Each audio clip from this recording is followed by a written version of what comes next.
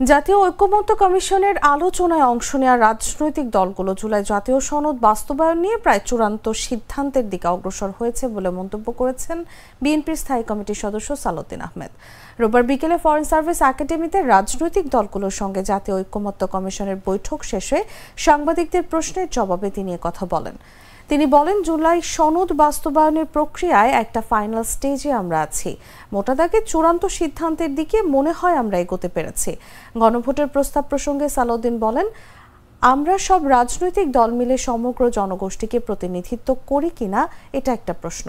তাই জনগণের কাছে যদি সম্মতি নেওয়া যায় যে আমরা রাজনৈতিক দলসমূহ জুলাই জাতীয় সনদ সই করেছি, অঙ্গীকারবদ্ধ হয়েছি, জনগণ তার পক্ষে আছে কিনা, তখনই হবে জনগণের পক্ষ থেকে এই জুলাই জাতীয় সনদ বাস্তবায়নের জন্য একটা চূড়ান্ত অভিমত।